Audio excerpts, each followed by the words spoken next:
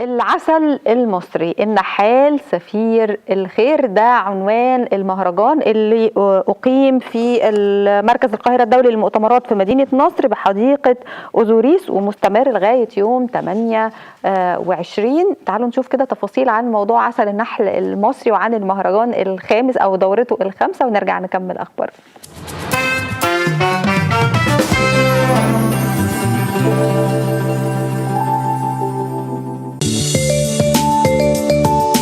تحت شعار النحال سفير الخير، أقام اتحاد النحالين العرب بالتعاون مع وزارة الزراعة مهرجان عسل النحل المصري في الفترة من 24 ل 28 نوفمبر في حديقة قاعة المؤتمرات بمدينة نصر، بمشاركة 100 شركة مصرية بمنتجات عسل النحل المختلفة، وبتشجعهم الدولة للتوسع في مشروعاتهم لتوفير المزيد من فرص العمل داخل الريف وزيادة معدلات التصدير للخارج.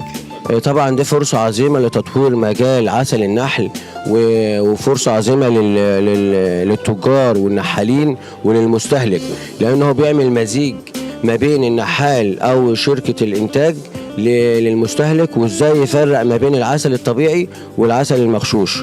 وده طبعا بينزل المستهلك، بيزيد ثقافة العسل النحل الطبيعي بالنسبة له، وبيعرف يفرق ما بين الطبيعي من المغشوش، وبيعرف يعني امتى العسل يتبلور وازاي يشتري عسل النحل الطبيعي.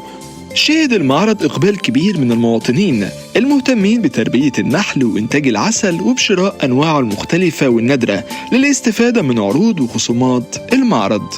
احنا متخصصين في منتجات النحلة اللي هم 6 منتجات: العسل وحبوب اللقاح والبرسيم والشمح وسم النحل، غذاء الملكات. عاملين خصومات، الحاجة اللي يعني 200 عاملين لها خصم 150، فالحمد لله لاقين اقبال الجماهير. انا قلت يعني اجرب، اكيد هتبقى حاجه نظيفه، وهم دوقوني منه، وان شاء الله يطلع كويس، فيه موالح وفيه كل حاجه، والمعرض جميل جدا. رابطه النحالين كلهم بيكونوا موجودين، وده بيسهل الامور على الناس اللي بتحب تشتري عسل. وزي ما احنا عارفين حضراتكم ان العسل مهم جدا لرفع المناعه سواء للاطفال او للكبار.